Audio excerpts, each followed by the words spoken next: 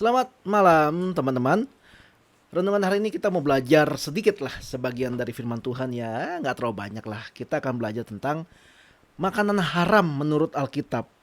Ya kita tahu ya kalau udah denger babi, wah haram ya akhirnya diplesetin sama ya sebagian dari kita yang suka memakan daging babi, kita bilang bukan haram tapi harum ya. Ya udahlah itu kayak keributan-keributan kecil dan tidak terlalu esensi. Tapi pernah kepikir kenapa ya babi haram? Kenapa ada makanan haram?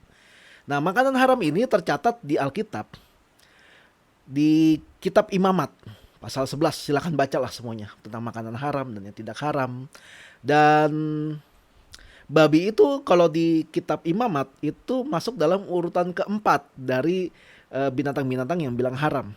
Setelah ada onta, pelanduk, kelinci, baru babi. Babi dibilang haram. Sekarang kalau kita lihat dari Alkitab, kalau kita pelajari benar-benar, haram yang dimaksud di Alkitab bukanlah haram secara substansi. Bukan secara karena dia itu kotor, dia jorok, dia nggak layak, makanya dia haram. Bukan seperti itu. Haram di Alkitab itu lebih kepada tidak menjadi sebuah standar yang sesuai dengan Tuhan dalam ritual keagamaan atau ritual dalam korban bakaran, korban persembahan untuk Tuhan. Jadi nggak masuk dalam standarnya Tuhan gitu, nggak qualify gitu. Karena gini, kalau misalnya babi haram, maksudnya kalau misalnya di Alkitab mengatakan babi haram karena hal yang substansi, berarti babi itu kotor, babi itu jorok. Lalu apakah kelinci yang juga masuk dalam kategori hewan haram adalah hewan yang kotor? Atau babi itu kotor, atau onta itu kotor, atau jorok, atau nggak layak? Apakah seperti itu? Nggak demikian tentunya. Jadi haram dalam Alkitab itu bukan yang substansi, melainkan karena masalah urusan ritual keagamaan atau tentang dalam hal ini tentang korban bakaran. Tetapi di Yahudi semua hewan yang tadi saya sebut itu dilarang.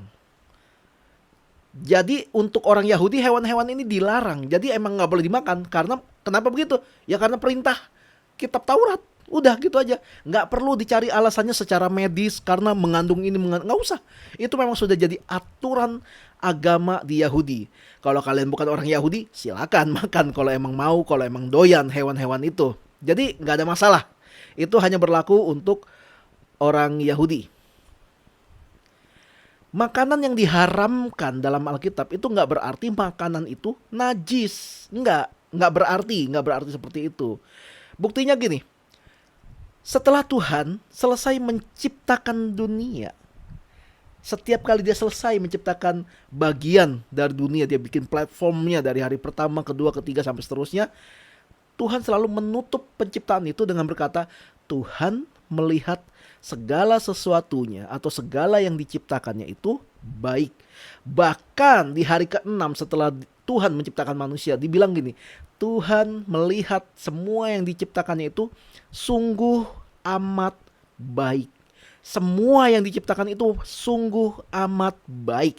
Berarti enggak ada satupun yang dia ciptakan itu najis atau kotor atau enggak layak.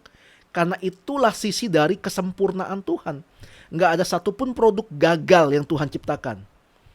Kalau kita melihat ada tanda kutip ya, ada produk gagal gitu, kayak ada sesuatu yang keburukan di dunia ini, itu karena memang dirusak. Bukan karena sejak awal diciptakan Tuhan sudah rusak. Enggak, Tuhan menciptakan segala sesuatunya itu sungguh amat baik. Yang dinyatakan najis secara ritual keagamaan, itu nggak berarti najis secara substansial. Buktinya gini,